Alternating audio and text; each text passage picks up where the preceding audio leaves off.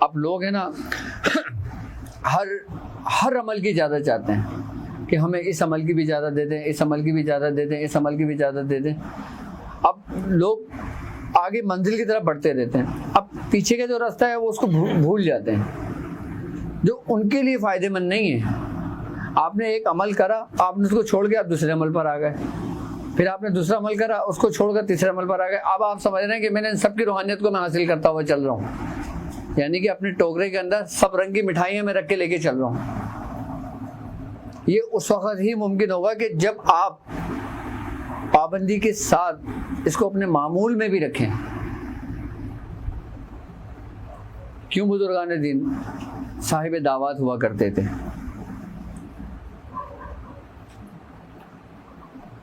کیوں بزرگان دین فرمایا کرتے تھے سورہ مزمل کی اجازت لینا ہے، جاؤ فلاں شہر میں فلاں بزرگ ہیں اس کے پاس جاؤ اجازت لینا ہے؟ وہ خود نہیں دے سکتے تھے کیا؟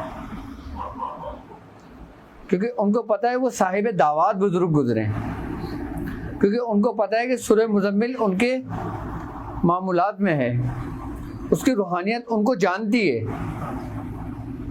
اجازت لینے کا مقصد یہ ہوتا ہے کہ اگر میں سورہ قریش پڑھتا ہوں، ٹھیک ہے، میں نے سورہ قریش کی دعوت دی ہے، میں نے سورہ قریش کی زکوٰۃ دی ہے، سورہ قریش کی روحانیت کس کو جانتی ہے؟ مجھے جانتی ہے. وہ مجھ سے مانوس ہے، وہ میرے ساتھ رہتی ہے، اس نے میرا پورا دائرہ حصار بنایا ہوا ہے اپنے اس میں، ٹھیک ہے. اب یہ شخص میرے پاس سورہ اخلاص کی اجازت لینے آتا ہے، سورہ اخلاص کی اجازت مجھے میرے بزرگوں سے ہے، میں دے سکتا ہوں، لیکن اگر یہ مجھ سے سورہ قریش کی اجازت مانگتا ہے تو سورہ قریش کی اجازت اگر یہ مجھ سے مانگتے ہیں نا تو ان کو سورہ اخلاص پڑھنے سے سورہ قریش پڑھنے کا زیادہ فائدہ ہوگا. یعنی کہ ایک اجازت آپ کے پاس ایک ترتیب سے چلی آ رہی ہے، اسٹیپ بائی اسٹیپ چلی آ رہی ہے، ایک نسبت ہے سمجھ لو ایک طریقے سے، اور ایک شخص خود اس کا عامل ہو، خود اس کی زکوٰۃ ادا کی ہو، خود اس کی دعوت دی ہو، اس نے اس سے اسی چیز کا عمل لے کے اس کو آگے بڑھایا جائے. تو جو سورہ قریش کی جو روحانیت ہے نا، وہ اجازت جس کو دی جاتی ہے اس کو پورا اپنے دائرہ حصار میں لے لیتی ہے. پھر جب وہ 100 مرتبہ بھی پڑھتا ہے نا تو اس کو فائدہ اتنا ہی ہوتا ہے کہ جتنا کسی اور سے اجازت لینے والے سے بندہ 1000 بار پڑھے.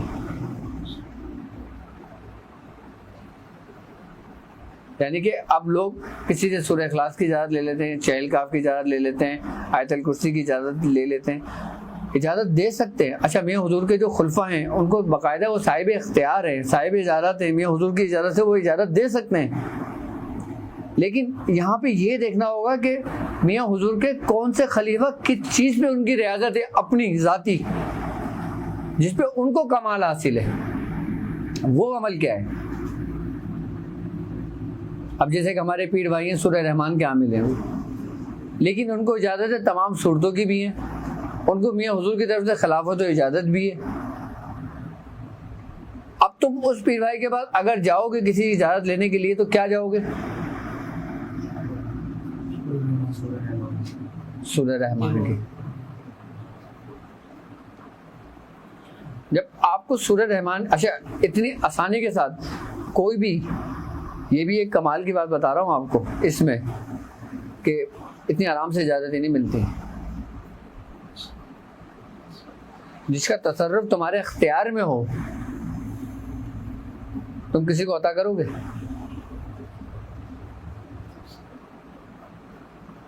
وہ اگر اجازت نہ بھی دینا وہ یہ کہے گا ہاں ہاں پڑھا کرو، پڑھو، اچھا ثواب ملے گا. آپ نے بہت ضد کری، حروف مقطعات کی، میں نے میاں حضور سے اجازت مانگی تو مجھ سے کہہ رہے ہاں ہاں پڑھا کرو تم. تو میں نے کہا کیسے پڑھوں؟ کہہ رہے ہیں اس ترتیب کے ساتھ پڑھا کرو خاص. اس نے مجھے ایک ترتیب بتائی تو میں نے کہا اچھا، میں نے اس ترتیب سے پڑھا.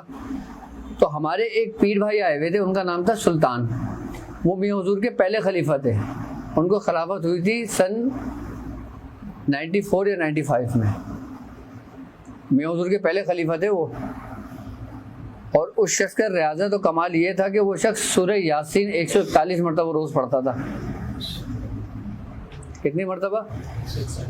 اور اس نے تقریباً 1.25 لاکھ کئی دفعہ کری تھی. 1.25 لاکھ اس شخص نے سمندر پہ جا کے کرا, 1.25 لاکھ اس شخص نے قبرستان میں جا کے کرا, 1.25 لاکھ اس شخص نے بہتے نہر دریا میں جا کے کیا. مطلب 1.25 لاکھ کے اس نے کئی چلے کیے تھے. یہاں تک کہ 1.25 لاکھ کا چلہ اس نے عیسائیوں کے قبرستان میں بھی کیا تھا.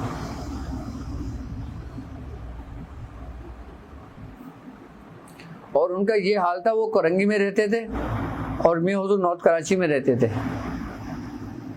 پہلے میاں بیٹھتے تھے دوپہر 1 بجے سے 3 بجے تک. اس وقت دواخانہ ہمارے انڈر میں تھا. تو جب وہ اپنے گھر سے چلتے تھے نا تو پہلے آنکھ بند کر کے میاں کو دیکھتے تھے کہ میاں بیٹھے ہیں یا نہیں بیٹھے. وہ سورہ یاسین کی اجازت نہیں دیتے تھے کسی کو بھی. تو مجھ سے کہنے لگے تم میاں حضور سے پیچھے لگو کہ وہ تمہیں اس کی اجازت دیں. کس کی؟ حرف مقطعات کی. لیکن جب میں نے ضد کری تو میاں حضور نے کہا ابھی وقت نہیں ہے. یہ بات بھی آج سے تقریباً 20 سال پرانی تھی, کیونکہ وہ ہمارا ابتدائی دور تھا. میں نے ان سے پوچھا, میں نے کہا آپ کو کیسے پتہ لگا؟ کہنے لگے کہ مجھے میاں حضور کے پیر بھائی سے پتہ لگا تھا کہ میاں حضور اس کے صاحب دعوات ہیں. میاں حضور نے اپنی زندگی میں کسی کو بھی اس کی اجازت نہیں دی. ہاں, اور نہ میاں حضور اس کے اوپر کبھی کلام کرتے ہیں, کوئی گفتگو کرتے ہیں. بالکل مختصر کلام کر کے خاموش ہو جاتے ہیں, دوسری چیزوں میں لوگوں کو لگا دیتے ہیں.